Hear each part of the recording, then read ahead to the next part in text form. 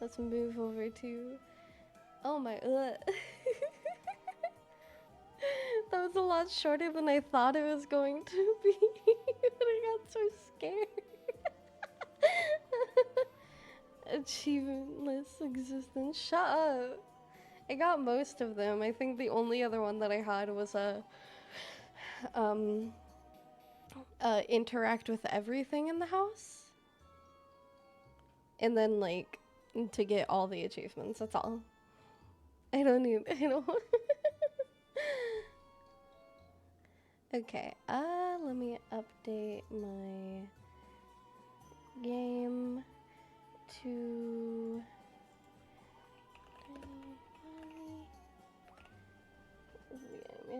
yeah, Tiny Bunny.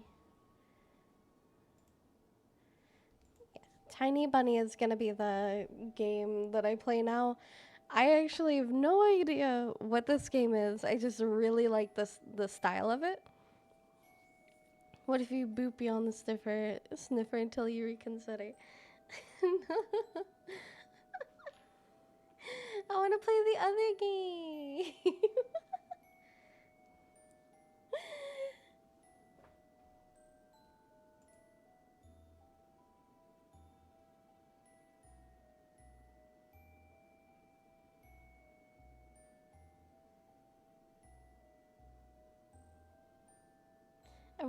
There's also like a hidden one, but I have no clue what that could possibly be.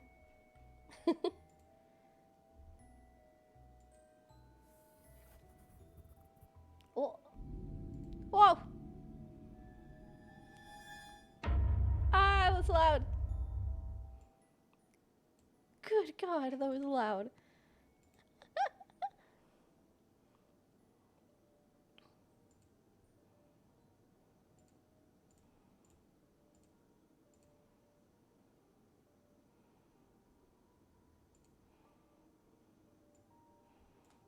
Oh, there it is. I was just like, why is it not showing up? There it is. It's called Tiny Bunny. That's what I am. I'm a tiny bunny.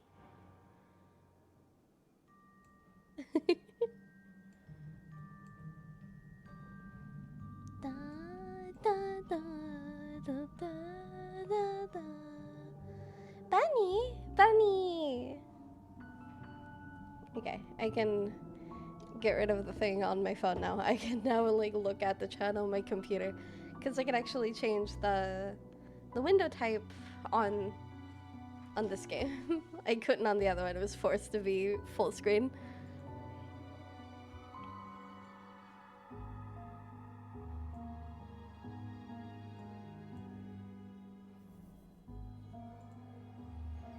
That didn't change too much, right? Let me just readjust it. There you go.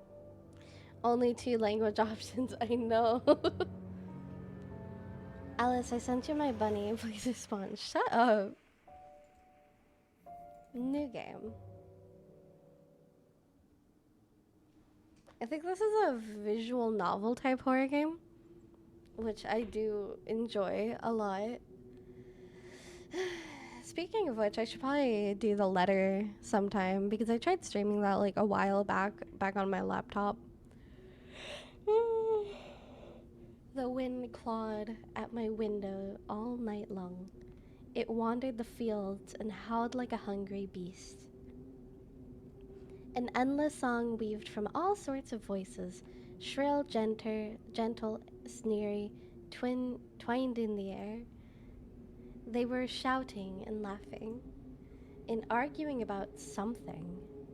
Someone was running through the snow while casting long shadows that would occasionally creep close to my bed.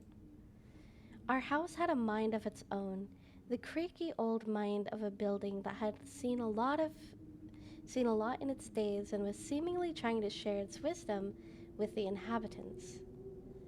The lonely house faced the forest, and the dark green thicket gazed back with its hollow eyes, rustling, whizzing, swaying back and forth. I know, surprising, I can read. One could come out and stand at the edge of the forest to reassure themselves There was nobody behind the crooked trees. Gotta read them poems while rhythmically rapping on the fuzzy silhouette swaying in the wind couldn't possibly do any harm. It's just a play of light and shadows. Just a play. I knew it was my imagination. I was already 12 after all. Still. You did win 7th place in a silly tournament. No, I do. Hey, put away your book. How many times have I told you not to read at the table? It's bad for your health. Look how slouched you are.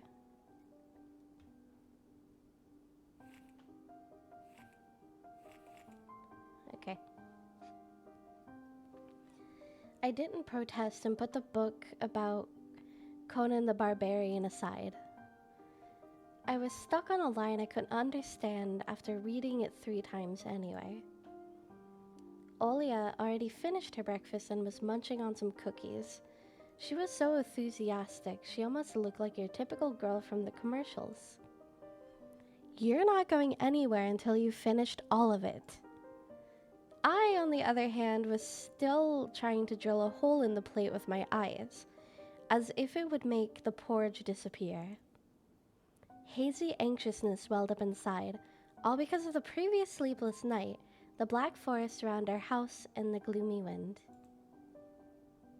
The longer I waited, the colder the lumpy white substance became. It looked like a jellyfish from the Cousteau Odyssey. I love that show. I'm so bad at reading words as well, so if I do say some of the words wrong, I'm sorry. I wonder how horrifying the bottom of the ocean is, or how cold the black forest is at night. The spoon fell out of my hand. Mom showered me with a cold glare from her green eyes. What did I say? I'll get it. I had 10 seconds to catch my breath before battling the nasty porridge once again. I felt around for the spoon. What is this, carved under the side of the table? Karina. Huh, that's my mom's name. I guess she carved it out with something pointy when she was little. Stop scratching the fucking... Stop it! My cat's trying to scratch the chair. She sure was a rascal, damaging the furniture like that. She would scold me for a week if I had done something similar, though. Should I remind her about it? No, she's been a bit moody, or she's been in a bit of a bad mood lately. I imagined her being my age sitting under this table. I wonder, was my mom afraid of the dark back then? Or the sounds coming from the attic? Or the thick forest? I imagined my grandma coming into my little mom's room, sitting at the edge of her bed where Olia sleeps nowadays, and saying this in her soft, smooth voice. Taiga is a special place, little girl. It's watching you closely, sniffing you out, trying to discern what kind of beast you are. If you're a good sort, it won't abandon you in times of trouble. Bonk.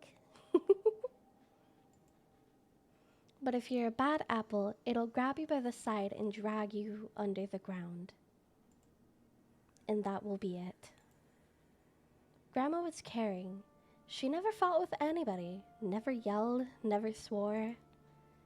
Those were times without the maddening screams until late at night, without smashed dishes and mutual accusations. Our parents used to love each other back then. I remember listening in one of their conversations by chance. They were talking about Grandma getting prepared for her funeral. She had already bought a casket. And she called it her cute funeral box. It waited for its time in the closet patiently. It was black, upholstered with meat-colored material on the inside. I saw it when my grandma was getting buried. The house didn't change since the time she was alive. Only all of the photos were gone. Glass-covered pictures with gray faces of my ancestors. They were all dead, but watchful look in their eyes. They had all dead. Had it dead. Okay, yeah. I crawled out from under the table. Olia was done with her cookies and looking at my share like a sly woodland critter. I turned my gaze towards the frosted window. There were a lot of dark pines outside, but they didn't grab my attention. The pattern of the frost formed a picture on the glass. Olia, look, it's a fox. Where? It looked almost like an optical illusion thingies they put on the back of student notebooks. A mixture of lines at the first glance, but if you blur your vision a little bit and look under a certain angle, not outside, on the window. Look, there's the nose, and here's... I get 3 notifications when you go live. Is it because of Twitter, Twitch, and then my Discord? Or wait, no, the 2 Discords and then Twitch.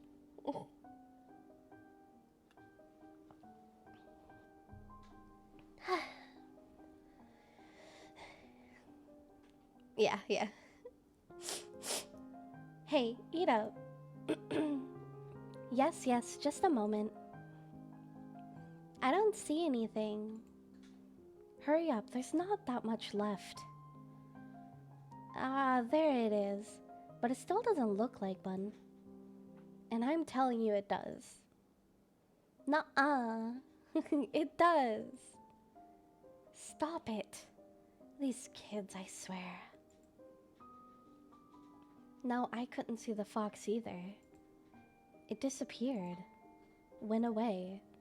Only the frosty pattern similar to stretched out needle. Are you making noises over here, Allison? Stretched out needle leaves kept creeping up the glass. My dad entered the kitchen with long, measured steps. I want to have a beard like his when I grow up. Kev is right. I want to... Yeah. Giga Chad. Honestly. He kind of does look like the Giga Chad meme. Mom would always ask jokingly, "Come on, shave it off. It stings." This was so long ago. Nowadays, rumbling doors and witty comebacks were an everyday occurrence. Olia always covers her ears when she hears something like, "What's the point in all this?" through the walls. "It's all for your sake," Dad would reply, "for the sake of our family." I always caught every sound in fear of hearing this most dreaded, the deadliest word that starts with a D. D-I-V-O. I don't even want to finish it. Divorce. Boom, divorce.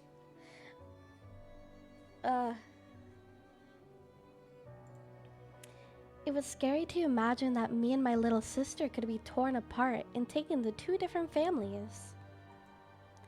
Anyway, your fox is nothing. I have an owl on my window. You and your owl talk again. You said you believed me just yesterday. Has anyone seen my car keys? Sound alerts is like 4 months late. It is! I don't know why it's doing like being so slow. Hi. Hi, Ellie. Hey, big good girl. Come here. Hey, big good girl. Let me give you a pet. Wish you could have a divorce? Well, fucking...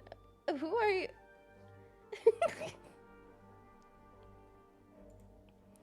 I remember leaving them on the windowsill. Right. Maybe you did, and maybe not. You're a grown man, a father too, and still. Karina, please stop. Just let me get ready in peace. Your keys are in the basket near the phone. Well, thank you very much. Anton, stop making a martyr out of yourself and finish eating already. And the owl. There was no owl. But there was one. It had giant glowing eyes. Alia sprung up from her chair and placed her hands on her little face, imitating a pair of eyes with her fingers, and the size of an apple each. Last year you had Babai in your closet, and now this owl? But I saw it. Alia shifted her gaze back and forth from Dad to Mom to me, but couldn't find any support. Have you thought about befriending it? You know, like feeding it with imaginary mice? Don't bully our girl. She's just afraid to sleep alone because she's still little. No, you can't go up. I'm gonna turn this down a tiny bit. There you go. Alia pouted her lips in rebellion and rushed into the hallway. The staircase that led to the second floor creaked. Mom gave Dad a strict look. Oh, that look in her eye. It's so uncomfortable to be pinned under it. Dad just snorted in reply and left, ringing the keys he just found. A minute had passed from the theme song of The Little Mermaid echoed through the house. It was stored on incredibly worn-out cassette tape, which Dad already had to glue together once.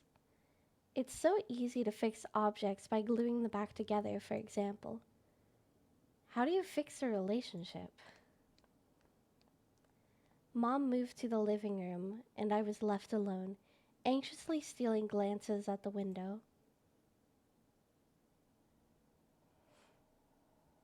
Me sending you my bunny was a literal joke. I mean, I know, I saw it. Alia had trouble sleeping ever since we moved into this house.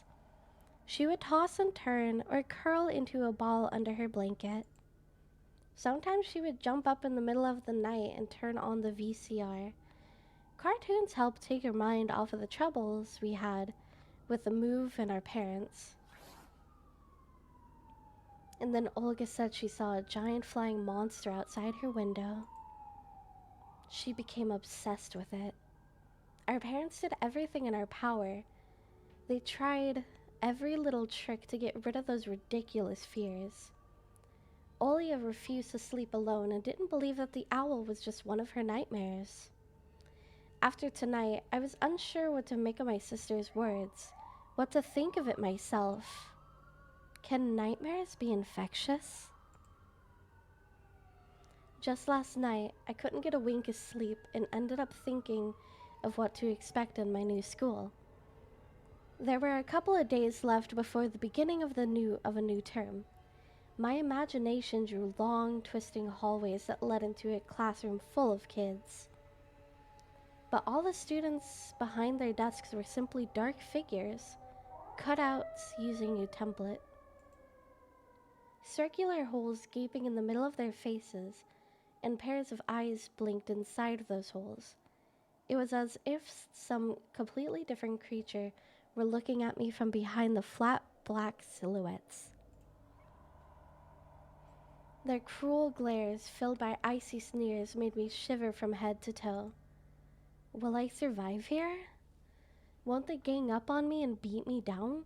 Stomp me with their bloodied shoes? The damn school can burn for all I care. I just wish for anything to happen to it. Doesn't really matter what. I didn't want to go there that badly. I don't want to see people who are itching to smack me on the head, trip me up, think of a new offensive name for me, worse than the previous one. I felt like the glasses I wore made me an outsider or some sort of monster. Do you think they watch Evangelion? My gaze slid across the drawings hanging on the walls. I couldn't consider myself a great artist, but Olga begged me to hang them. Drawing was the only thing that made me happy as of late. The small circle of friends I had also enjoyed my paintings, and they promised to call me from time to time. Sometimes I imagine Mom picking up the phone and saying in a cold voice, "You've got the wrong number," or "Anton is not around. Anton is not around." I imagined my future classmates laying in their beds, just like me, listening to the howls of invisible werewolves outside their windows. Maybe my new classmates will like me after all? But who would ever like a boy with thick glasses? I mean, my dad used to wear glasses when he was little, and now he's married to the most beautiful woman on the planet, my mom. The house creaked, pressed by the wind. The condo we used to live in, a 9-floor concrete building, buzzed with the neighbor's drill, mumbled with a TV set from behind the wall, cried like a baby from the big family next door. Our current house, though I can't really call it new. Shut the fuck up! Go set a fire somewhere else.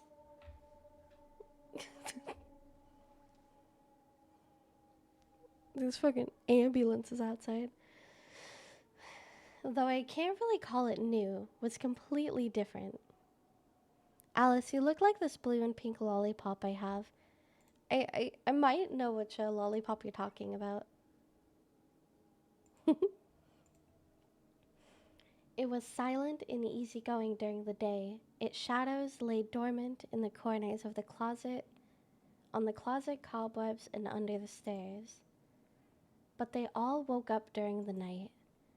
Something was watching me from every corner, almost as if the old photos of my deceased family, with their ashen eyes, were hanging on the walls in place of my drawings. The floor was squeaking. Rusty drains were moaning.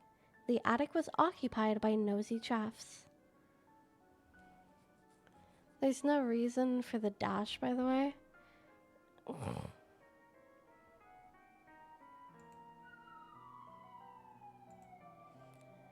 One could think the house was performing some sort of demonic melody.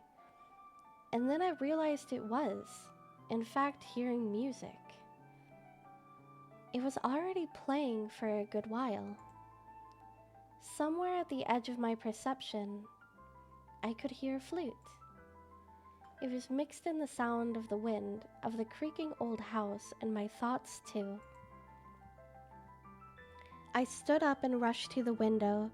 I wanted to reassure myself that this music was nothing more than a product of my imagination. It's not like someone is playing it there amidst a cold, snowy night, right?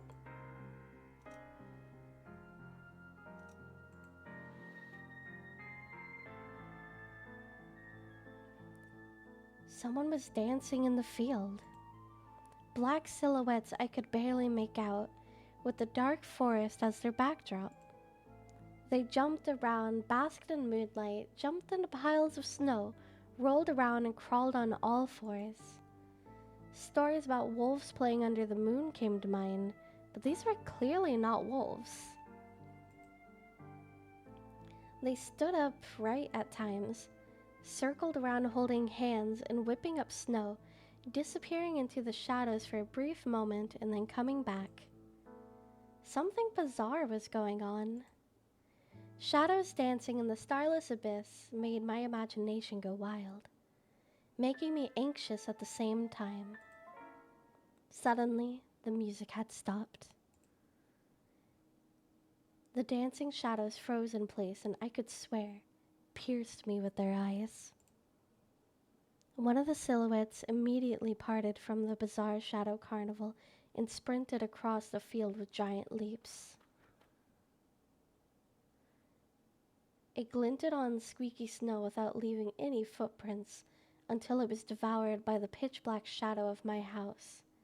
which became even darker and thicker. My heart was jumping around like a bird inside of a cage. I shut the curtains with a swift motion and stepped back towards the bed. They saw me.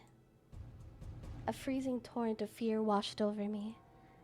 I stood in the middle of a perfectly dark room and listened to some unwanted guests move and scrape around, looking for an entrance.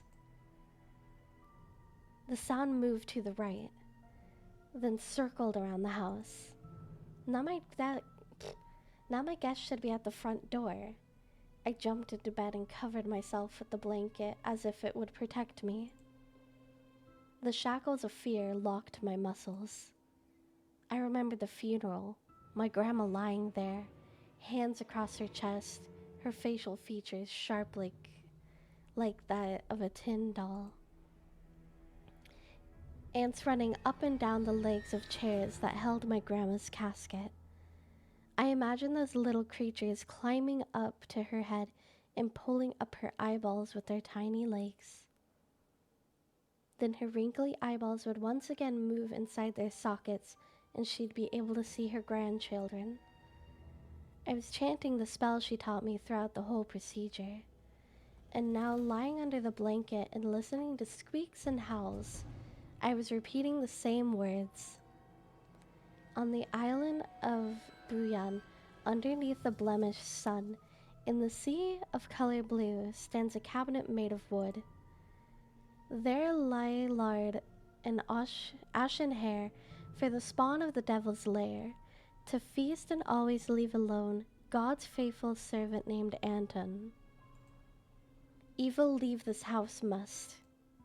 Ashes to ashes, dust to dust, bizarre sounds had disappeared. I cautiously peeked out from under the blanket and saw curtains waving around like a hangman. And the night doused me with a new portion of boiling terror. The sound scratched at my eardrums. In reality, something or someone was scratching at the front door, hurriedly clawing at wood, demanding to be let in. The door was shut. Dad had become very cautious recently, so he installed a sturdy lock. I remember him staring at the forest intently as if he were looking for someone. Ashes to ashes, dust to dust. I hugged my knees, placing my chin between them, and drilled the door with my eyes. It was so flimsy and weak before the might of darkness. And then the doorknob twitched slightly. And then it turned halfway, once, twice, as if the person who tried to enter had no hands. The doorknob tilted once more and then started clicking violently. My jaw cramped from fear. My wet fingers clenched the blanket. The door creaked and opened. The wind taunted me, moaning inside the tin drains. Now, you'll see. The door was wide open. The darkness writhed inside the carnivorous mouth of the doorway. Tony. Tony!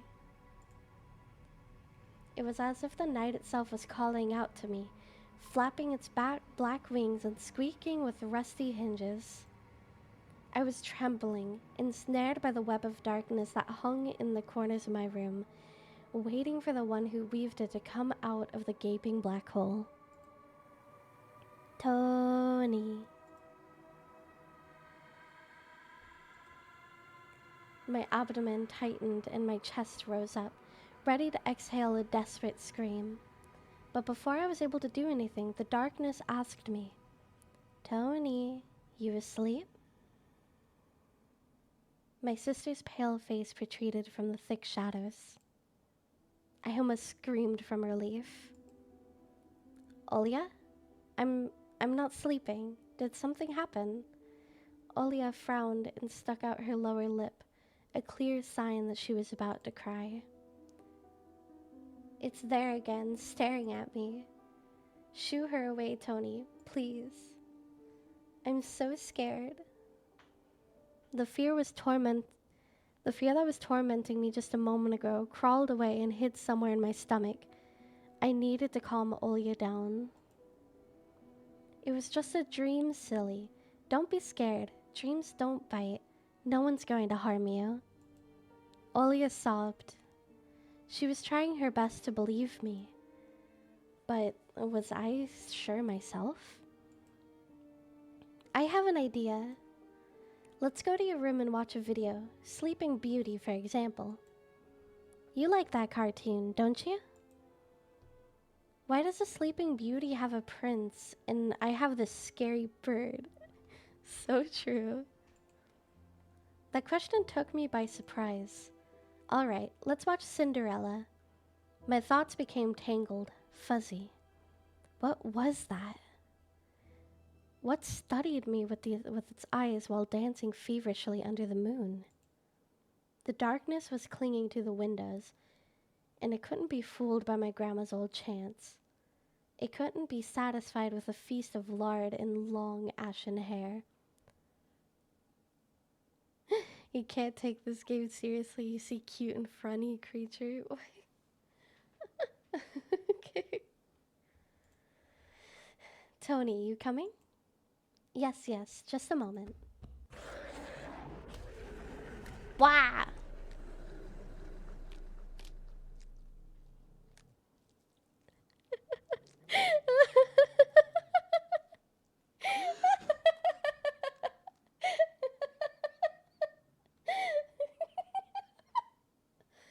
That didn't even scare me.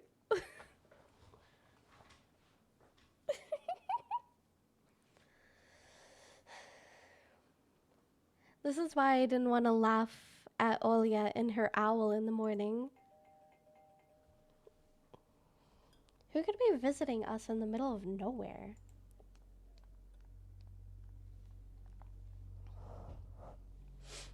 We don't know anyone around here. So persistent. I felt extremely unsettled from a silly thought that our morning guest could have come from the woods. I could barely hear voices coming from the front door. My mind was urging me to hide. In the closet, under the table, behind the curtains, where Olya always hides. Tony, come here. I felt like kettlebells were tied to my feet, but still dragged towards the hallway. A couple of policemen towered over me in the doorway. They smelled like frost and worry. My mom always winced and grumbled the moment she saw patrol cars, worse than bandits. At the moment, though, she looked somewhat confused. Hello. The senior officer wore a grim expression, nodded. A boy had gone missing yesterday. His name was Vova. Look at this, please. Have you seen him? The policeman held out a photograph to me.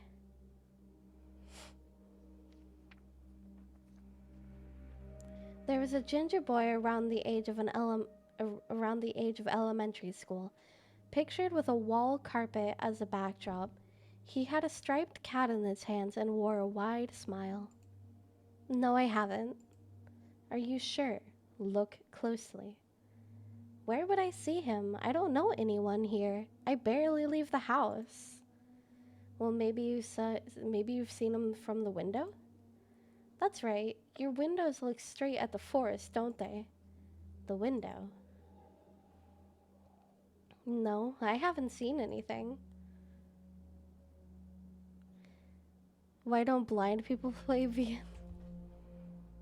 Nana. I see. He sounded tired, but his eyes, his stare, long and heavy, was full of suspicion. I squirmed unwittingly under the weight of guilt, which is giant shadow cast over me.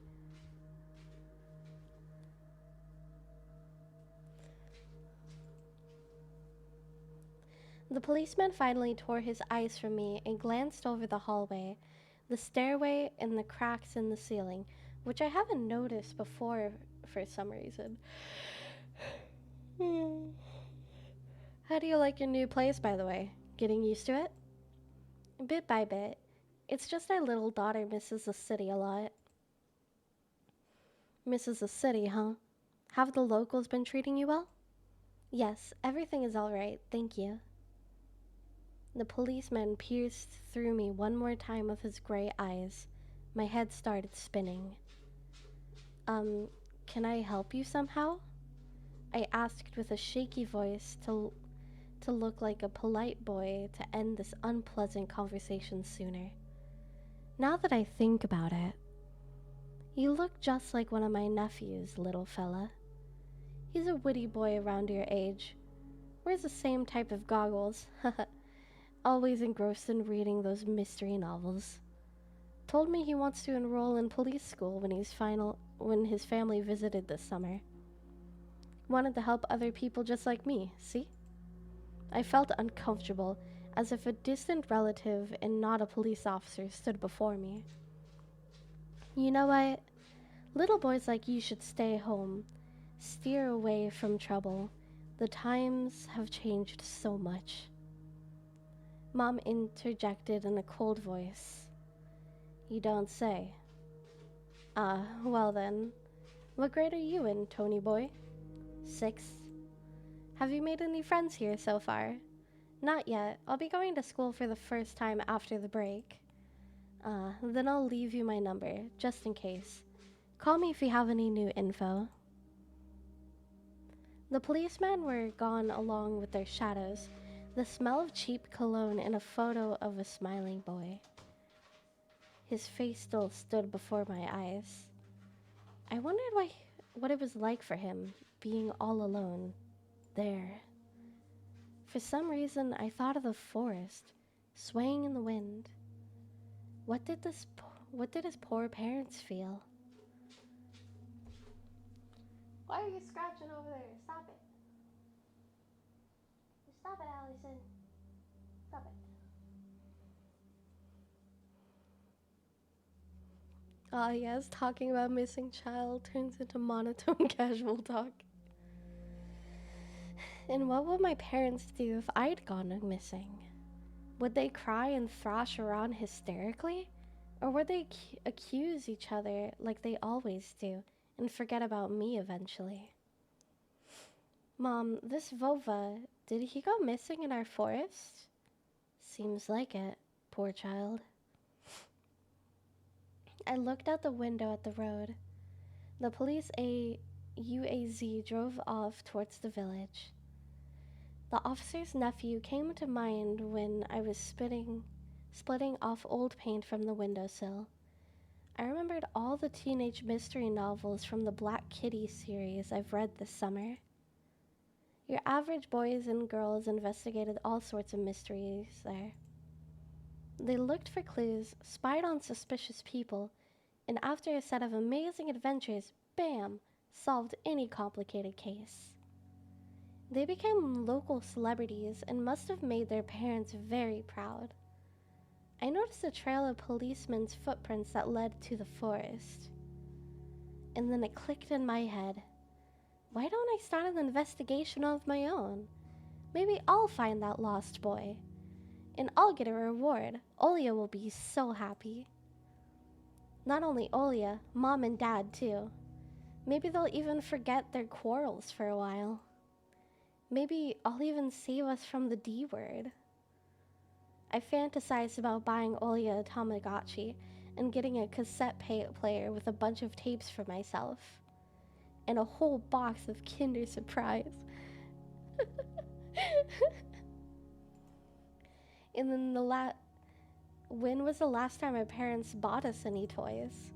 Last autumn, I think. My dad had lost his job at the time, and there was that annoying song about it. I had little to no idea what the account's job is like. They count money, I think. Neighbors used to envy us. But nowadays, Dad and Mom barely have money to afford sweets, and Dad would always divide a single chocolate bar between me and Olia. Sometimes I gave her my share too. No matter how much I wanted to eat sweets, she was still just a pipsqueak. I couldn't wait to go out looking for clues. I'm going outside.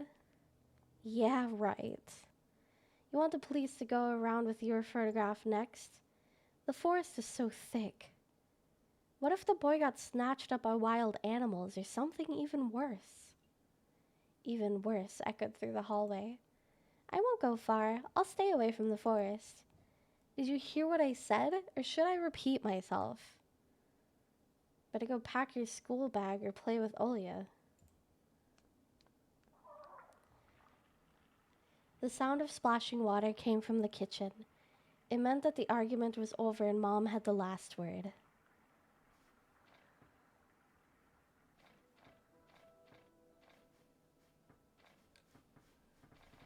What should I pick? Wait.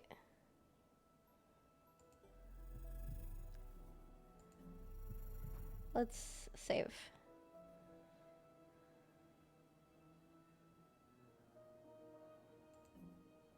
Harry Potter? Okay, The dark, stuffy closet. Mom says it smells like mice. But how would she know their smell? She hates it when I stick my nose in there. She's afraid I'll cut myself on the freshly sharpened axe. And Olia can't even be lured close to it. She thinks Babai is still living there. I tried to help her fight her fear once, opened the door and turned on the dim lamp so she could see there was nothing but cobwebs, dad tools, and scratched walls. She still didn't believe me. And I like to hide in the closet and listen to Olia count outside. 1, 2, 3, better hide from me. And then drag her feet on the creaking floorboards, hoping that she wouldn't need to look for me in the cramped monster's den. Okay. So we know there's an axe in there now. Kitchen or to the front yard? Oh. This cross had seen so many people come and go in this house. It was black as if it absorbed all human sin from the long years it was hanging under the ceiling. After Grandma died, Mom was going to take it off and hang a horseshoe in its place as a lucky charm, but she cut herself with the cross across a sharp corner and almost fell from the stepladder. Dad called it a sign from above and ordered the cross to be left alone in its rightful place. Okay. My parents prohibit me from making long-distance calls, but from time to time I really want to hear my old friends. Sometimes I would just pick up the phone, listen to the low hum of the Zoomer and the distant crackling, imagining the wind howling in the ice-laden chords. Okay. Mom's preg top of family relic. My mom played with it when she was little, and then she gifted it to me. Olia was next in the succession line. The toy belonged to her now. She stared at the dancing spindle as if it could show her something, a fairy tale or maybe even our future. Now even my little sister was a bit too old for the squeaky peg top. Okay, front yard. Anton, I'll whip you if you take a single step out the door. Mom! Okay, I guess we have to go to the kitchen. It was difficult to lie to Mom, but there was no other way for me to run away from home. Mom, there's something wrong with the TV. The picture is dim and there are stripes all over the screen. Mom's face became visibly distorted. Oh, you're killing me here. So have you had enough of shooting the stupid ducks now? I told you the kinescope will go dim because of your console. Where will we find a TV technician in this hole, huh? Maybe it's just the settings? Please go see for yourself. Strange. It was working fine this morning. Maybe the snowfall caused it? Mom rubbed her hands clean of her apron in the Wotolia's room.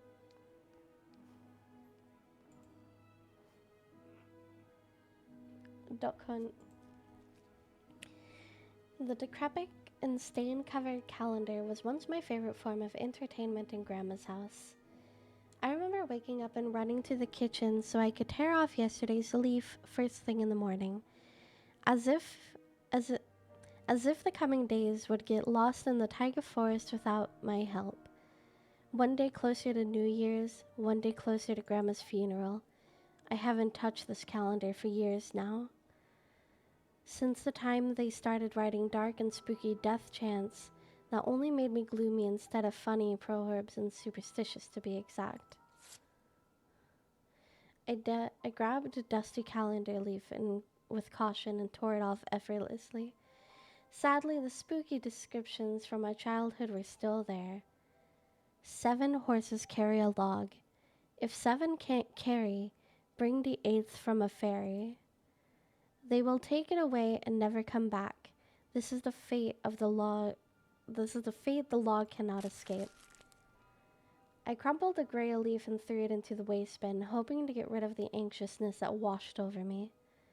It was spreading inside of me like an ink stain on blotting paper. Okay. Emercom of Russia has declared the state of emergency due to adverse weather conditions. According to the weather forecast, the cyclone is moving towards the region. Expect heavy snowfall, blizzards, and snow drifts on the road.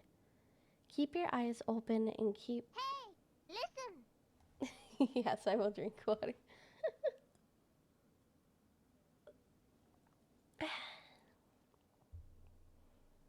Keep your eyes open and take care of yourself.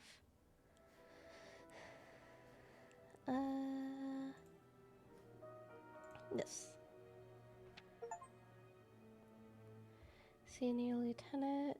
Ah, I got the policeman's number. Okay. I took a peek at Mom's crossword. She would get very angry when someone gave her advice. So me and Dad faked knowing the answer and being about it to reveal it all the time. I smiled at the fleeting thought.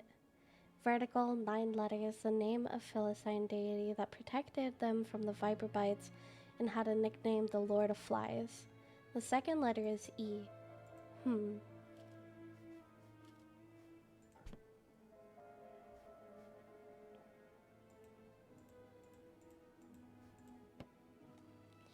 Grandma kept ice cream for me and Olia here, but now I could only see meat bits for soup and clumped up together Palemni.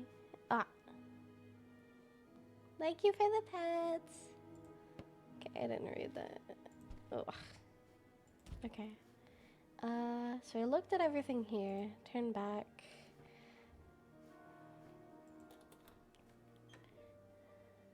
Anton, get your ass out of the closet immediately.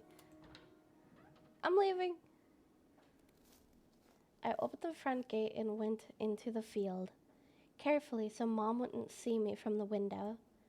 When I crossed half the distance towards the forest, the snow piles became as high as my knee. I remembered my nightly fears. I saw the silhouettes around here. They were jumping around, holding hands. That hypnotizing music started playing in my head all on its own.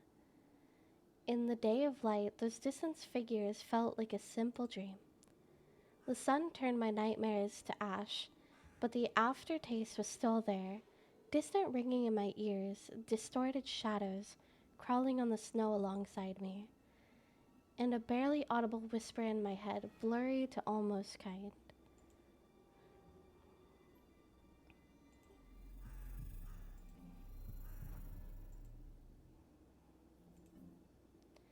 Everything was silent, so silent I felt the world was totally empty. No ground, no sky, no parents, no Olia. And time reached its limit, a one-way trip that ended at the forest piney stockade. Sometimes silence was much more scarier than any scream. Our parents would scream at each other while arguing, and both me and Olia turned to stone listening to them. But then, but then always came the ringing silence. Our apartment became a numb couple of days before we departed.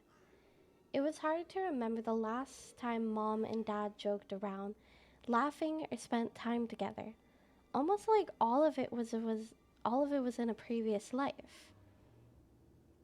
When they kissed with Olia present, she always frowned and snorted in a funny way. But one day, it all changed. Something important had left our home, and something scarily filled the remaining void. It was as if fire broke up, and our parents were hurriedly packing our belongings, trying to save themselves and us. From who, though? From the people with dead cold eyes, who sometimes visited us at our previous home? The eyes that only saw balls of worms on the black ground and everything. And somewhere far away, a siren was going off, trying to warn us of some of the coming menace. I shuddered, chasing away my delusions, and looked around. There were only me, this white field, and the wind that was whipping up icy dust in belts of powdered snow.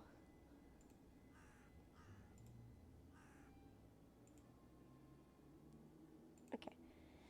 I squinted from the sun and turned my eyes to the sunless forest. It looked especially dark in contrast with the blinding whiteness. Knobby tree roots slithered under the snow like fat snakes. Rotten leaves and coniferous needles froze into the ice. Dry, prickly branches intertwined, bringing up uncomfortable thoughts about fences. Were they protecting the forest? Or were they keeping something from breaking out? Some object was hanging from one of the pointy branches. It's a mitten. I tried to get closer, drowning in snow, and almost got to the edge of the forest. I saw a knitted mitten. It looked like a wondered bird among the hungering semi-dark. Should I take it to the police? Their senior officer looked gloomy, but he still reminded me of Captain Casanova from my favorite TV show called The Streets of Broken Lights. He was also always anxious, with a tired look in his eyes, but still brave and strong. Can you say a four-letter word? No. Will this mitten help them find the lost boy? Vova. I heard a distant shout, looked like it came from the river. Vova. As if the trees were calling out to someone. No, you cannot eat my face either.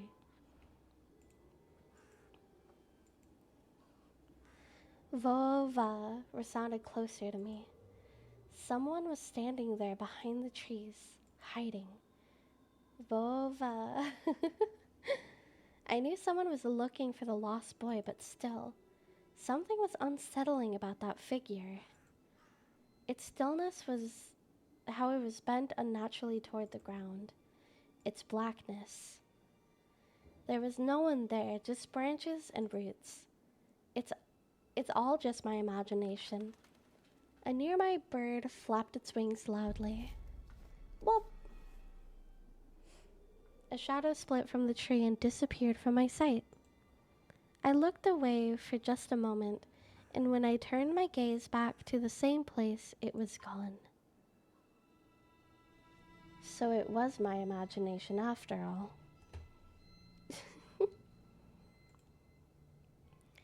Silence reigned for a painfully long time. Reigned. Wow.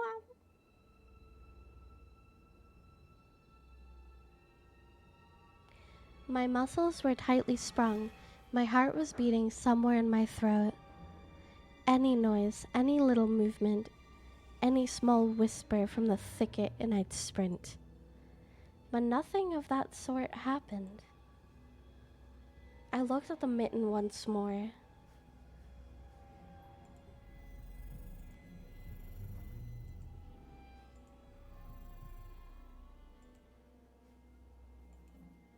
Okay. Should we run or should we get the mitten?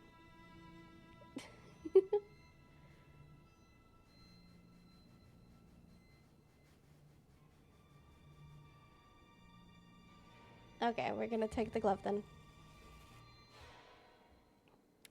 I decided to take the lonely mitten from the branch.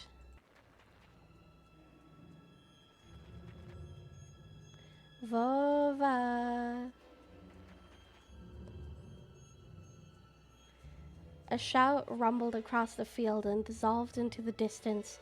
No echo, no hope for a reply.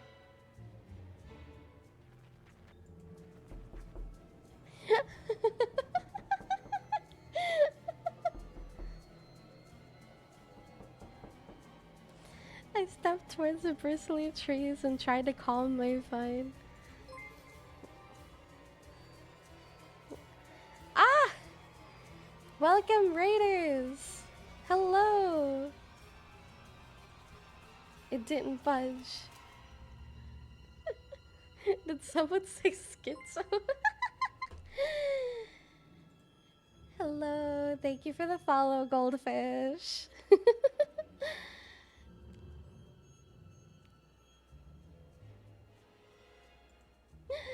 I pulled harder. The branch cracked and the mitten tore off, landing my hand with a squishy sound. Thank you for the follow, Rat Queen. I, I'm just playing a spooky game. All too heavy, wet. I squeezed it without thinking, and something dark spilled from it. For hate the raid and dip. Oh yes, of course. Go rest. Have a good rest of your day. Forming a tiny string between the mitten and the snow. Steam rose from the snow pile.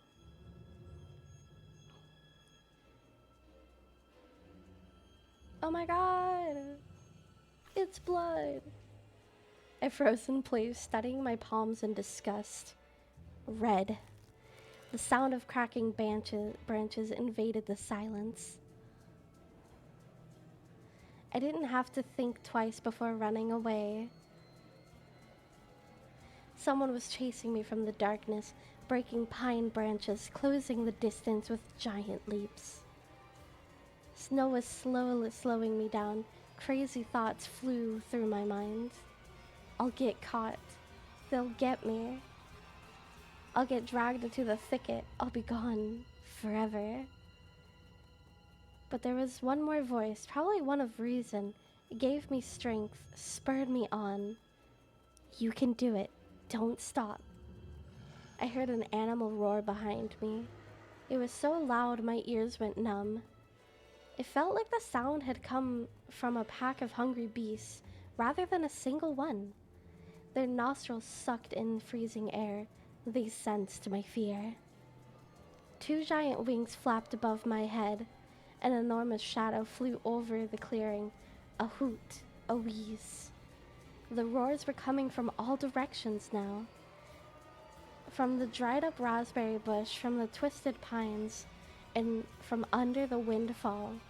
Hurry, run, don't look back.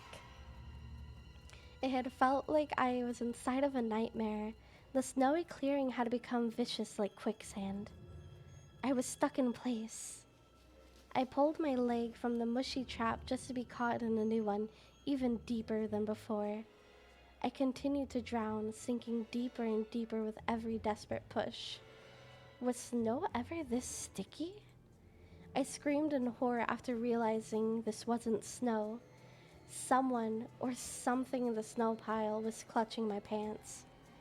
I gathered all my strength and rushed forward. The pressure of my leg was gone. My boots slipped out from the hole, and my soles were on the hard surface again. I reached a clear path with one jump, and from there ran to my house. Its gloomy facade didn't look threatening now. The house was my line of defense from the shadows that flapped their wings and the creatures that were hidden under the snow. I tripped over the doorstep and smashed into the door. All in a hurry, I still managed to notice the claw marks. As if a dog was striking the woods from its paws, demanding to be let in so it could escape the cold. I hadn't noticed these marks when I was leaving. The heartbeat in my ears was much louder than my surroundings. I couldn't hear whether someone was following me or not. What if they were already in the front yard and my mom had locked the door? Drowning in fear, I pulled on the doorknob and it obediently gave way.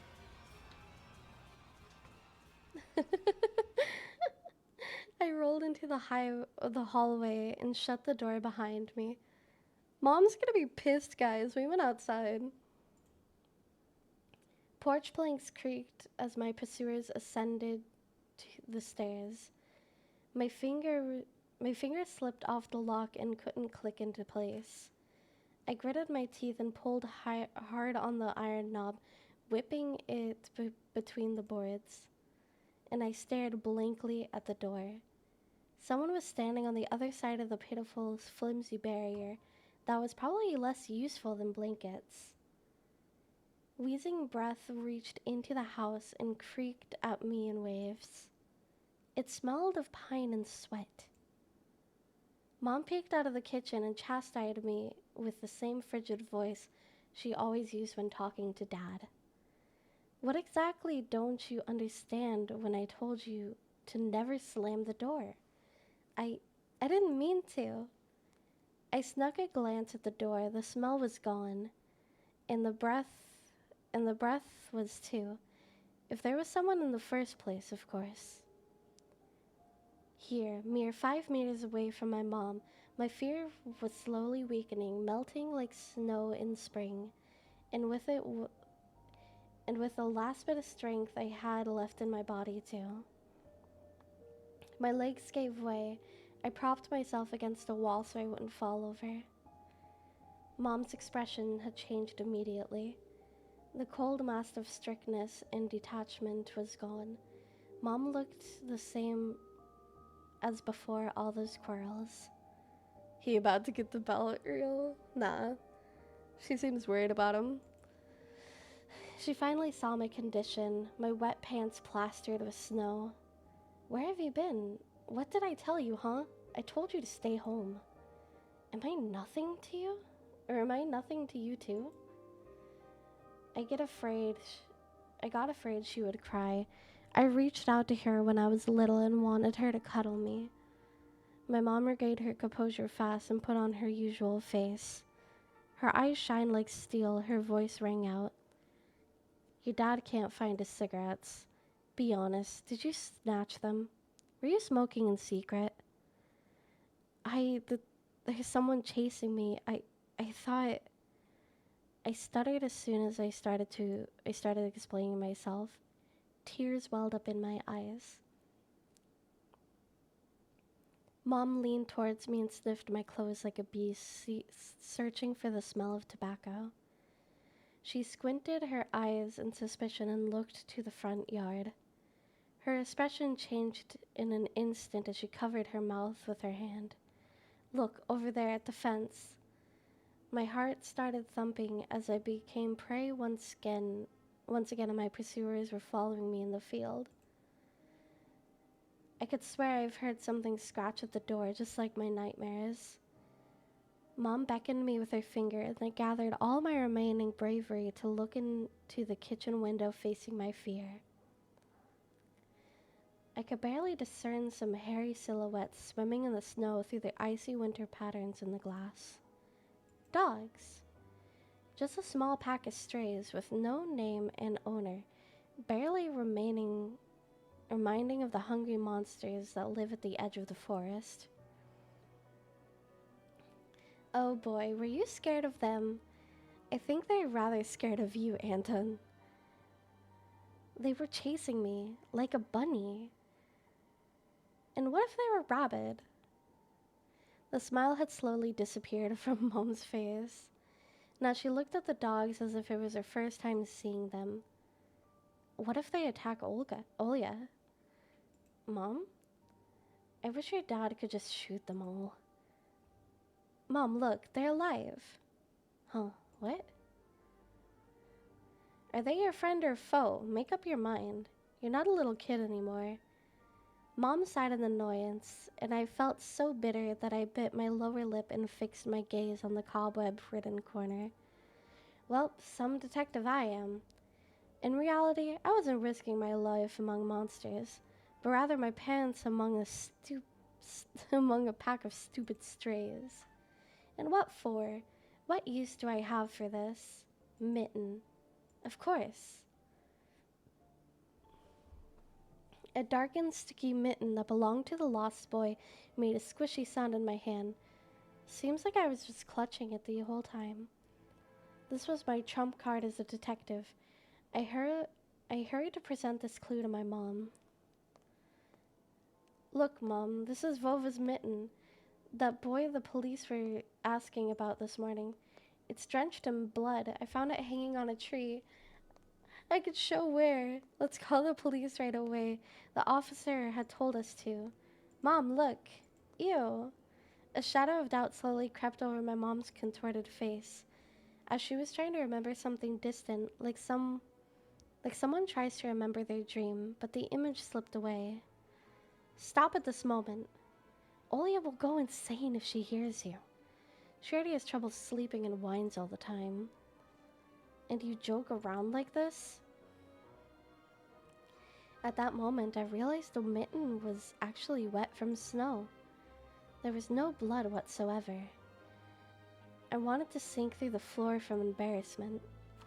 Come here, my boy who cried wolf.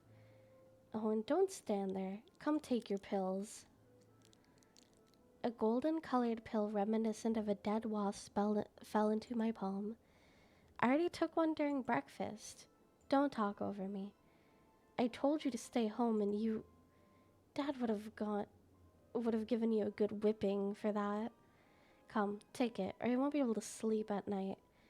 And you have school tomorrow. So I had to swallow the bitter medication, drinking it down with similarly awful water that gave off a taste of chlorine. Maybe it wasn't Vova's mitten. Maybe it wasn't a mitten at all. Just like the forest monsters and Olia's owl. Am I going mad? What's happening to me? Either the pill had an immediate effect or my overexerted brain didn't let fear inside anymore. Serenity washed over me, bringing yawning indifference along with it. Anton, you done? See, you can do it when you try. Take off your coat. Are you asleep?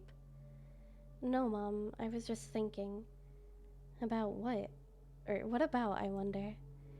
It's just something silly. Mom scrutinized me with suspicious eyes, as if she wasn't sure she was looking at her own son and not some doppelganger that came from the forest. Is everything all right? You had the exact same expression when the policeman asked you about the window. I'm all right, Mom. She heaved a deep sigh. Hag?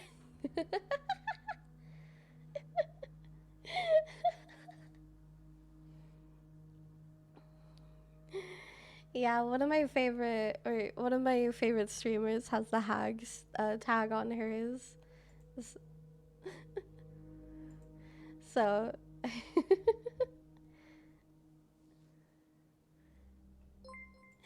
thank you for the follow. Hello.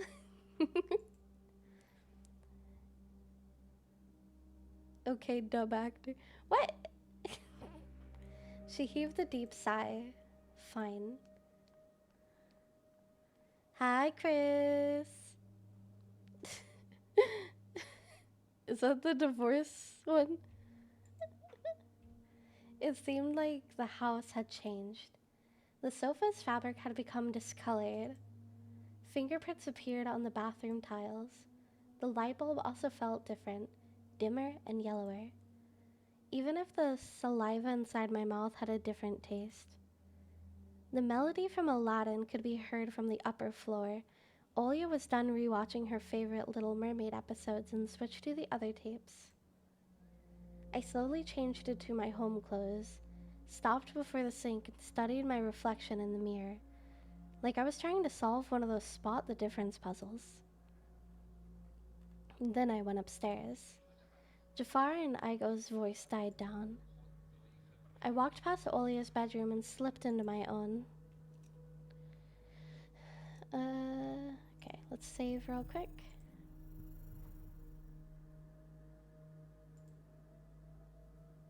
Okay, open. One of the drawers was empty. I hid the policeman's phone number with the mitten there. I obtained the mitten, yeah. This simple action drained the last bit of strength from me.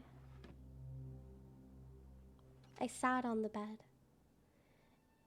And only then I noticed that there was someone behind the curtains. My tired hand dropped to the sheets. Whether it was due to medication I took or the stress I underwent, the room began to contort as if the wind was blowing the walls out like a pair of sails.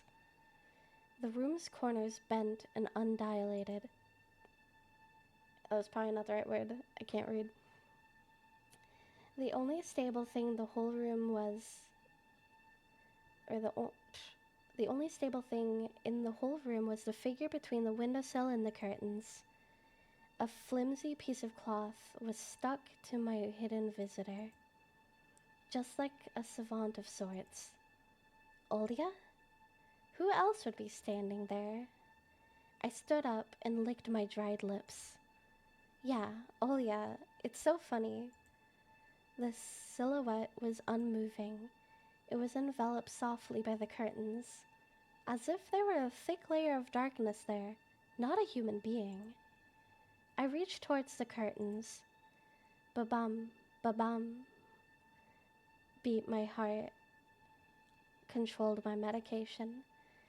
The wind sang in the field with the chorus of voices. For a second, I wanted to return to bed and just lie down and watch the person behind the curtain, knowing full well they were looking back at me.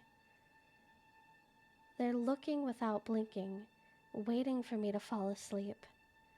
Plastic rings rustled against the holder when I pulled open the curtains. Gotcha! I knew it was you from the beginning. A blindingly bright halo lit up above Olia's head with the setting sun as a background. My sister was shining. She was just a baby. Dad always used to say she was shining with happiness.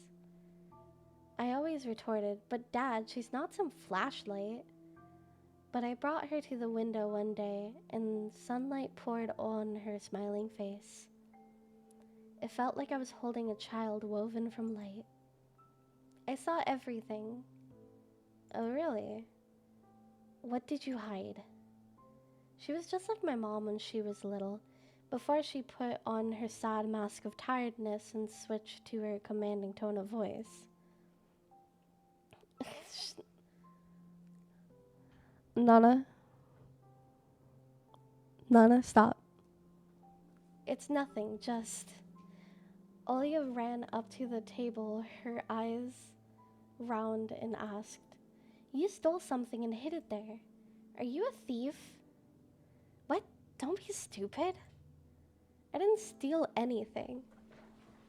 A clear image came to mind, that mitten hanging from the tree branch. What if I did steal it after all? From the forest, from the tilted figure standing behind the black tree. Olia could be selfish and stubborn when she wanted. Then show me. Swear that you won't tell anyone, then I'll show you. Olia wore a plotting smile. I swear on Mom's heart. An oath she heard from one of the movies about the pioneers we've watched. Don't say things like that. Olia nodded and made a gesture with her hand, locking her mouth with an imaginary key. She was filled with curiosity and was flashing in her giant eyes. I opened the drawer and Olia leaned in, holding her breath. It looked like there was not just a simple mitten, but some sort of exotic critter. Is this someone's mitten? She said that as if she couldn't understand what she saw. A certain boy lost it and got lost himself. Now you do understand how dangerous it is for kids to wander into the forest, right? He must really be cold out there. Will they find him? They will. The police are going house to house, showing his photo to everybody. Olya traversed the room with care and pressed her tiny palms against the window. And why are they going to houses and not the forest? Are they scared? The question caught me off guard. The police aren't scared of anything. Yeah, right, flashed my clouded mind.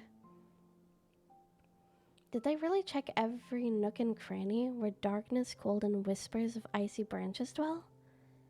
If that was the case, how did they miss the mitten? Or did it appear later for me? I changed the topic, as if trying to get Olya as far away as possible from the forest thicket. We may get a reward if I go find this boy myself. A lot of stuff like in Field of Wonders. Sounds cool, right? Olya wasn't listening to me. She was piercing the forest with incredibly adult eyes, uncharacteristic for her. What if the owl got him? Nonsense, an owl wouldn't be able to lift a human. But you know what? I was picking my words with utmost care. I forced them out of my overexerted brain. Stay away from the forest. I think it's... How should I put it? It's cursed or something. Just like in a fairy tale. No, not like that. More like in that spooky tape Mom and Dad are hiding from us. Olya shivered and stole a glance at the window. I saw you running away. Someone was chasing you? No, it's just... I was hurrying back home so Mom wouldn't be worried. As I looked at my sister, my heart was tearing apart. She was so fragile. It was so easy to stifle her light. A gust of wind and her small fire would be gone. You're lucky. Mom won't even let me go outside. I'm like a princess in the tower. Can't go anywhere. I'll die from boredom here. You're wrong. No one has ever died of boredom. And you have me and your cartoons, and Mom and Dad will be good to each other soon. You know what? Or you know what I wish for my next birthday? I wish for Mom and Dad to turn into children so we can go play together like we used to. Yeah, and if you can make them small as bugs, we could place them into a little box. Olya giggled and tugged at my sleeve. Tony, let's go watch Aladdin. Fatigue went over my desire to be with my little sister. I was washed over by some sort of heinous apathy. I'm too tired. I don't want to. Come on. It's so boring alone and Mom is always busy. We can pick a cartoon you haven't seen before. I know all of our tapes by heart at this moment. Not all of them. You haven't watched Peter Pan. Remember how you fell asleep in the middle of it? And so much happens after that. Let's go. Let's go. Maybe a bit later. Should I tell you how it ends? Let's leave that for tomorrow. I won't tell you tomorrow. I know. Let's play hide and seek. No, Olya. Then draw me a dino. Olya, please. Draw it. Draw it. Will you leave me alone already? I blurted out without thinking, and then I was immediately taken aback. I had never screamed at my little sister like that. Olya stared at me in shock. Her lips started trembling, a precursor to tears. My chest was seething with disgust and embarrassment. What's happening to me? I hurried to prevent Olya from crying. All right, you win. Let's go watch cartoons for a bit. I don't wanna. I came up to her, putting my hand on her soft head. Let's go. Let's go watch Peter Pan. Boo, you'll fall asleep again. I smiled and lifted her chin. Her eyes were wet and felt bottomless. I promise I won't. And I'll draw you a full triceratops later. Hooray! Pops.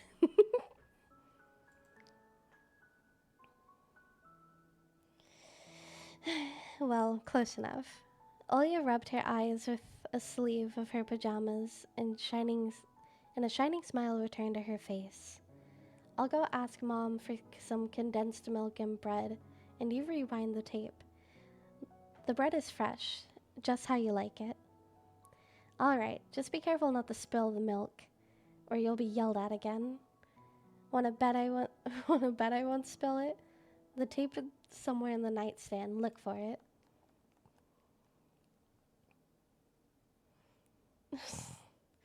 Olia disappeared into the doorway, and I dragged my feet into the neighboring room.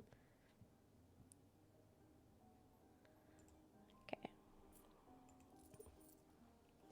A piggy bank. Olia was saving money for a real puppy because Dad said that taking care of him will be a lot of money. Oh. Olia's countless toys. An old teddy bear is the main attraction here.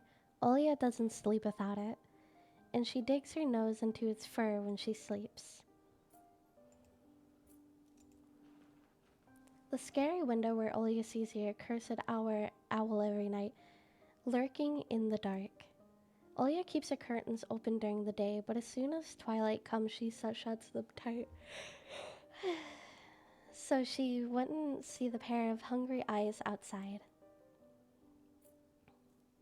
That's the last thing, right? Okay. The old photon TV was gathering dust in the corner. All that was left was clicking the button on the front. Ooh, okay, on the front panel. The tube warmed up, and familiar white noise started dancing on the black screen.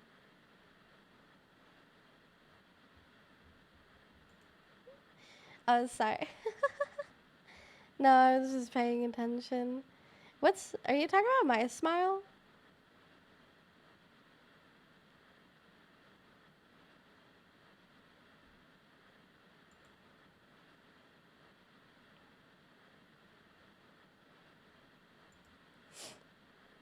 I almost reached out to turn on the VCR. The cute and...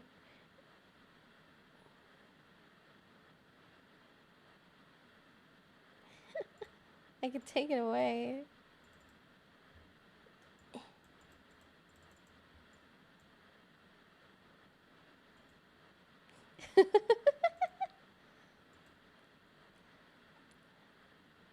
When the noise came down and a blurry image appeared for a moment, it was a dark taiga forest, just like the one outside my window. The picture split the screen in half. Something creamy resembling human speech was coming out of the speaker. Ugh. Just a few moments later, the scenery was once again overshadowed by noise.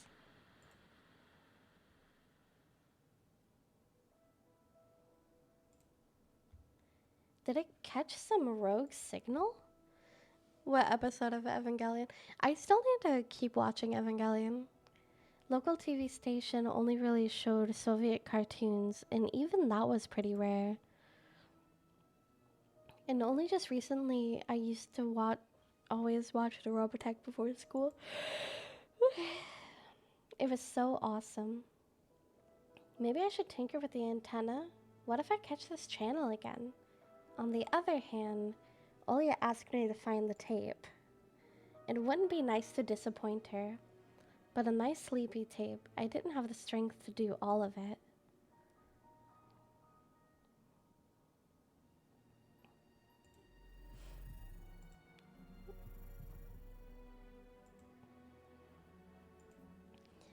Okay, should we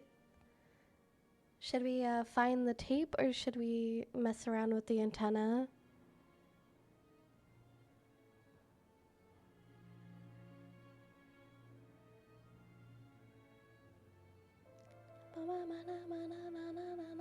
Find the tape? Okay.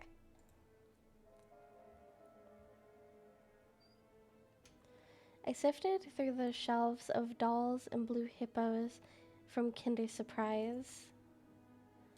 I found the tape I needed thanks to Shabby Spine. I got the black rectangle from its box. Yeah, I'm spending time with my sister. The tape inside of it rustled while rewinding to the beginning. This rustle was lulling me to sleep. Drowsiness attacked me while I was squatting before the TV. Rectangle? Why is that so funny? Images rolled in my head, me and Olya flying above the forest, tumbling in soft clouds. My little sister is laughing, but her smile becomes more and more forced with every passing second. I notice the clouds underneath us part, bearing the bristling pine tops. Swampy darkness slept among the trees. The wings are no longer able to hold us and Olya. You haven't started without me, have you? My sister brought a tray with unevenly cut bread and a whole can of condensed milk. I rubbed my eyes. No, come sit. Mom and Dad are arguing again. They're going through rough times. Rough times are lame. P.N. the screen. Wendy was hiding Peter Pan's shadow in the dresser. Olya was entertained by the cartoonish dog Nana. Maybe Mom and Dad will buy us a dog too. Yeah, right. I'll have my own dog in Neverland. And a cat. And a parrot. Olya smeared a slice of bread with a thick layer of condensed milk and handed it to me. Have you lost all your baby teeth? Obviously. Olya frowned, deep in thought. Peter Pan has baby teeth. What if they won't let you go to his land with adult teeth? We'll think of something. We'll ask Dad to alter your age in the passport. And why would Dad forge documents? Olya took a bite from the sandwich and started talking with her mouth full. She is cute. He will. I feel Mom that he did that before. He'll grow ears as big as Dumbo's. Olya got worried and touched her ear. I smiled to myself. My little sister is silent now. She devoured her bread, watching the adventures of Peter Pan, Tinkerbell, and James Hook. As if she got sucked into the fairy tale Neverland. To be honest, I also imagined myself there. In a land where no one ages, and no one argues over little things. Where no one listens to fights and the sounds of broken plates at night. It felt like I was dreaming with my eyes still open. Then my sister's scream pulled me back to reality. Tony, shut the curtains fast. Why? No one's watching you. It's dark, and when it's dark, the owl comes. I'm scared. I got out of bed, fighting my drowsiness, and closed the curtains. Close. I did my best not to look outside towards the treetops, towards the taiga forest, which seemingly drew closer and closer. Of course, it was just a visual effect from the shadows of branches scraping the snow. Tony, Mom thinks I made the owl up, and Dad too thinks I'm a liar since I'm small. But the owl exists. Honestly, it does. You do believe me, right? That it comes every night and... I swiftly grabbed Olya's hand and looked her in the eyes. I was trying to transfer at least some sort of my courage and determination. But did I really have those qualities? Yes, I believe you, alright? Just don't nag our parents about it anymore. They're already dealing with a lot, so they'll just get mad at you. Come and tell me if anything happens. And don't look out the window. But it wants me to look. Doesn't matter. Act like it doesn't exist and never existed. Like it's made up, just like mom and dad say. It'll get tired of waiting and fly away.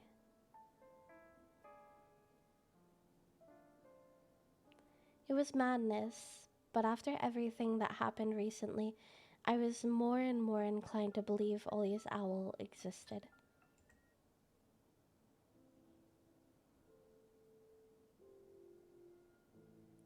We followed Peter Pan's adventures as if nothing happened, as if the forest didn't kidnap kids, as if our parents weren't tearing each other apart bit by bit.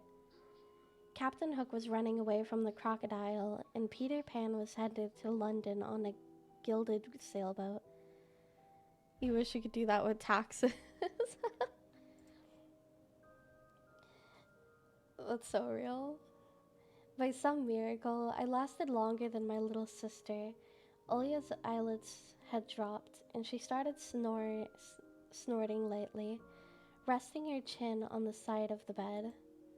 I stood up and left Olia's room. I was looking out the window, studying the field, and then my mom peeked into my room. Enough playing around. It's your first day at school tomorrow. Go to bed. You should sleep properly. You don't want to be teased for being sleepy, right? Who the fuck gets teased for being tired? What?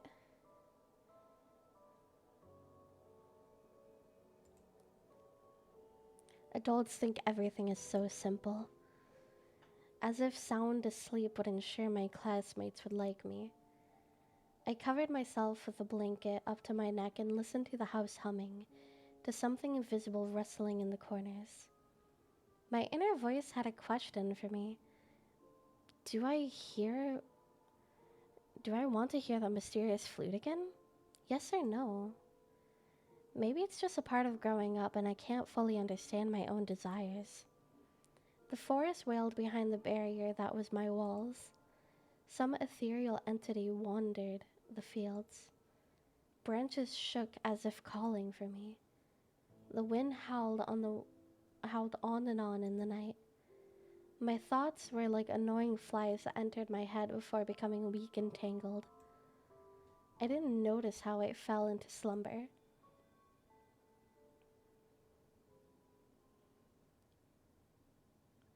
This is episode 1.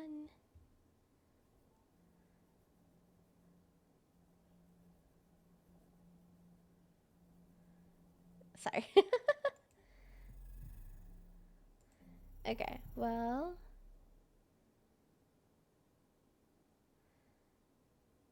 Let's go back here. And let's try running away. Lumps of snow fell from the branches that reminded me of the sound soil makes when you throw it to the pit on top of a casket. I immediately felt dizzy as if balancing at the precipice. I slowly backed away from my finding. Felt like a moment I touched a trap with spring, and the mouse would get caught. Someone stepped on ice behind me close by. My inner voice whispered, "Save yourself, run." My nerves got the better of me. I ran, burying my head in my shoulders. Someone was chasing me from the darkness. In giant leaps.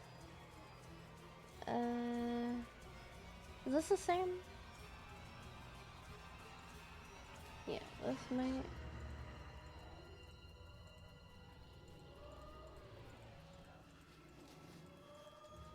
I think this is the same.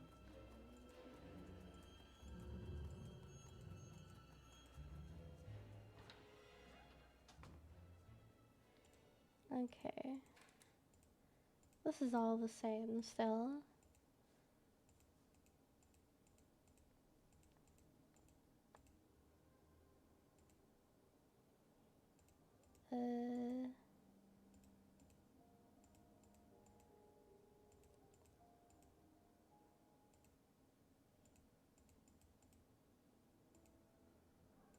Yeah, the dog.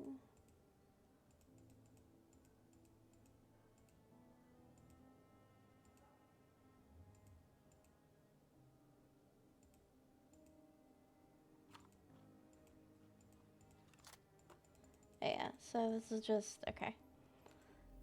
Fluffy bunny. Me, I'm Fluffy bunny. Okay. I don't think I looked at everything in this room. The forest didn't look as grim during the day. Entangled trees, branches. I'm the fluffiest bunny. Me! Entangled tree branches from the distance and flowy fields. Blah, blah, blah, blah. And sometimes I would catch myself looking at the window, icy treetops doing my homework. Okay. My Triceratops figurine. I know all sorts of dinosaur velociraptors. I was going to the movie Jurassic Park back when we lived in the city. Read it was awesome. When the jet fighter speeds up in among sun. He's like a nerd. I've dreamt about becoming an artist since my dad bought me my first comic book. Fly magazine was the coolest. I especially liked the big space related edition with the alien monsters and the funny episode about Garidame. I started drawing all kinds of stuff since that day, and I seem to be getting pretty good at it. One of my letters had gotten published by Fly once. Maybe someday they'll even publish my comic. This. Monsters, Ghosts, UFOs, the Encyclopedia of Paranormal Phenomenon from Rosman Publishing. I've learned about the Loch Ness Monster, Medusa Gorgon, and Bigfoot from there. Olya is always scared of the book. She could barely handle sifting through the monster and alien sections with me, but the middle part where they start to talk about ghosts really freaked her out. I remember hunting ghosts after I'd read that book. I measured the distance between items on my table every evening and checked if they moved due to some supernatural force come the morning. They didn't. But to be honest, what was I expecting? To meet Casper the ghost? Okay. And then there's just one more choice. This one. Yeah. And then we will try setting.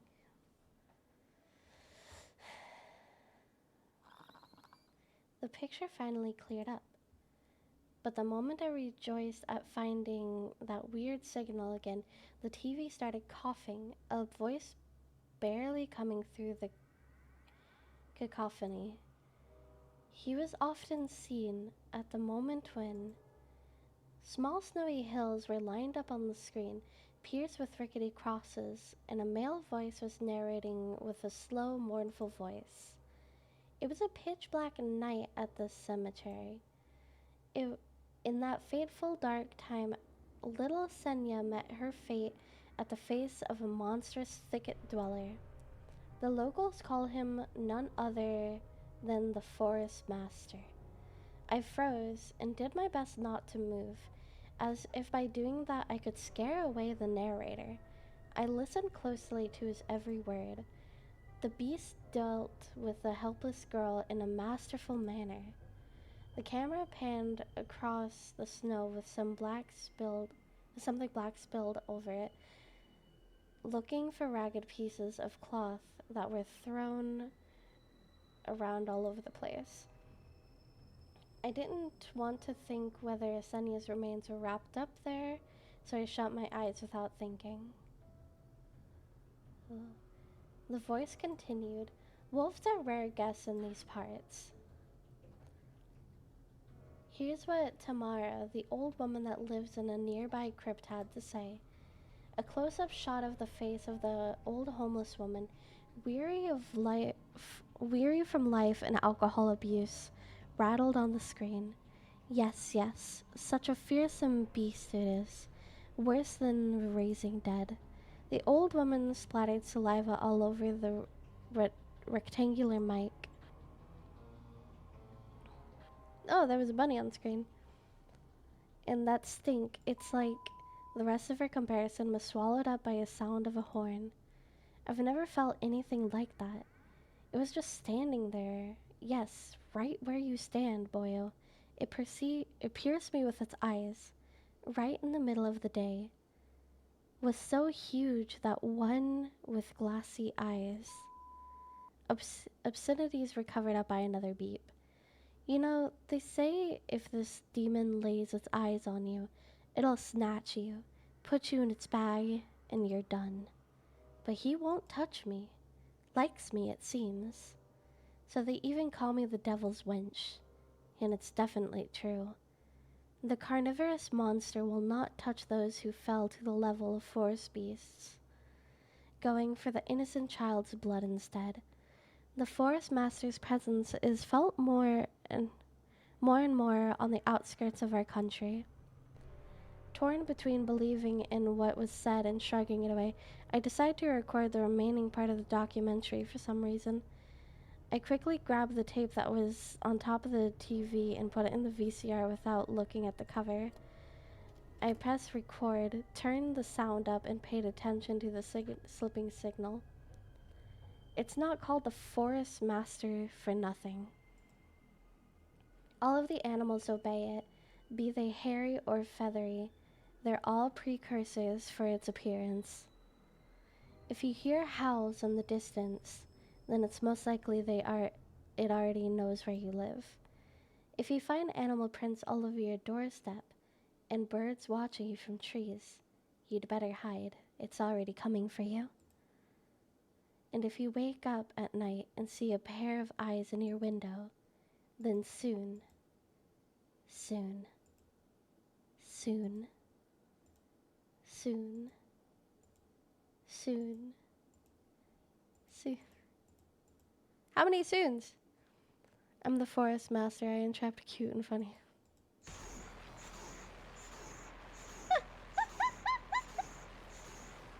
Funny! The TV suddenly went mad and looped the last word over and over again, piercing my ears. I got goosebumps all over my spine. The tape ended and was rewinding to the beginning. The sound of wrestling tapes reminds me of leaves in the wind and the low howl of the beast. I woke up from my stupor and pressed the button. The VCR ejected the tape. For a moment, I thought it was stained with saliva. But that was just the light from the chandelier making the black plastic glossy. YouTube at 2 a.m. And then I saw the cover. Oops, I recorded over Peter Pan. That's what I get for hurrying. It was bad enough I ruined Olia's cartoon, but it also put this creepy stuff over it. I can't let her see it. We'll drown in tears. I snuck a glance at the door. I could hear clattering of glances and squeaky floorboards. Olia appeared in the doorway. You haven't started without me, have you? My sister brought a tray of unevenly cut bread and a can of condensed milk. No, I was just looking for the tape. Do you really want to watch Peter Pan? I do. Turn it on already. Mom will come watch her Brazilian drama soon. Come on, think, fake detective. You know, I didn't like Peter Pan. Maybe we should watch Little Mermaid instead. I've already seen it so many times. And you promised me. She's so stubborn. I know. Let's watch a couple of Teenage Mutant Ninja Turtles episodes first, deal? Olia frowned, but ultimately gave up. She put down the tray and crossed her hands on her chest. If you want it so much. Can you open this milk can? I'm afraid I'll cut myself with its sharp edges. As soon as I stood up, colorful dots popped before my eyes and my legs were pierced by thousands of needles. Only when I reached the sofa, I realized that the can was already open. Olia had tricked me, played me for a fool. My stomach became heavy. I wanted to rush towards the TV, but my little sister was faster. She picked up the remote and proclaimed in a victorious tone, "Gotcha, gotcha, gotcha." And as remote master, I command you to watch Peter Pan. I couldn't even open up my mouth, and the VCR had already eaten the accursed tape. She'll play it, and then black crosses on unnamed grave. Yeah. I better tell the truth. Olia, stop. I erased the end of your tape by accident. I'll trade I'll trade it with you for 2 of mine. What do you mean? You couldn't erase it. Me and Dad broke it off those plastic pins with a screwdriver. You can't record anything over my cartoons now. My little sister pressed the triangular play button on the remote. Tape ruined. I squeezed on the inside, awaiting the out-of-this-world voice of the narrator, but only saw the duel between Peter Pan and Captain Hook instead. I sighed in relief. My head, heavy as a leaden ball, now rested in my hands. Oya smiled in joy. Okay. Okay, and then I think that just puts us back on the rest of this path. Where you just watch the tape with her. Smile returned. Okay.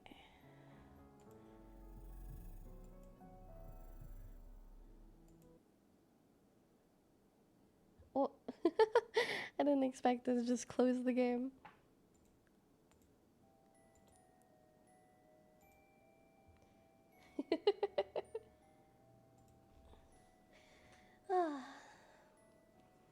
But yeah, I'm probably gonna call it there then. I had a lot of fun playing those 2 games, actually. I do know that the bunny one, the tiny bunny one that I just played, there is another chapter out of that, so maybe I'll consider doing that in the future. I do enjoy playing like visual novels. Aw, thank you for the follow. Also, thank you. I'm glad you loved my stream. Okay, let me see who I can raid out to. Well, not Twitter.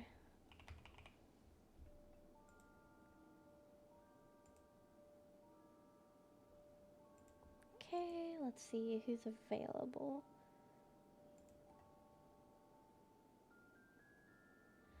I will send you over to my gen mate.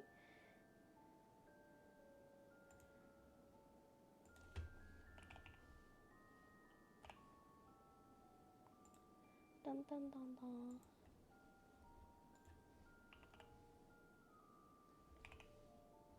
Okay.